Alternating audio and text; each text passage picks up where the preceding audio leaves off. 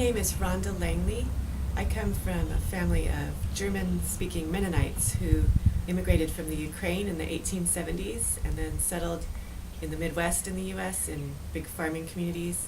And then later during the Dust Bowl, they moved to the San Joaquin Valley. I live in Fresno along with many other descendants of the German-speaking Russian Mennonites. I'm going to be reading from a novella called Good Friday, in which I tried to capture some of the fading ethnic identity of the Mennonite people in Fresno today. The passage I'm going to read is the very beginning, and it describes the San Joaquin Valley as a backdrop for the rest of the story.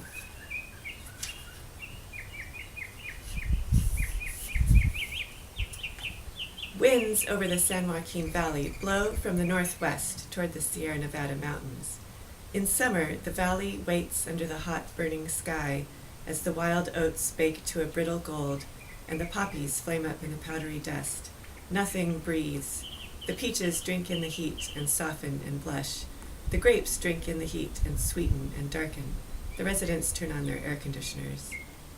During those months, life comes from the mountains, where the storms of the last winter, if there were any, were gathered in lakes to be let out bit by bit through rivers and canals into the thirsty valley, the great melting pot of Jew and Gentile, Hmong and Mexican, farm laborer and millionaire, where even the trees are immigrants putting down roots for a time until someone should forget to water them.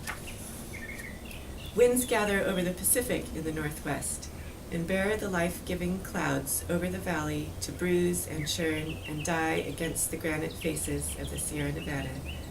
And the granite faces gaze unmovingly as the rivers thunder and fall out of the canyons and out of the hills, past silent oak sentinels, into the valley, where they are tamed into canals that wind quietly through the hot intersections and residential neighborhoods, passing beneath the sweating roads under cement bridges with the words "No unattended children" printed in peeling red letters on their sides, and perhaps a scrawled "John Lennon forever" or "Jesus saves." And the canals fill with litter, a tire here, a beer bottle there, an old mattress, a decaying boot, vestiges of civilization floating like tea leaves on the water for the circling crows to read. But sometimes a canal's path takes it away from the roads around some quiet bend, where, under the gentle arms of weeping willow and eucalyptus and evergreen, it comes to itself and remembers its origin and its destiny and its high calling.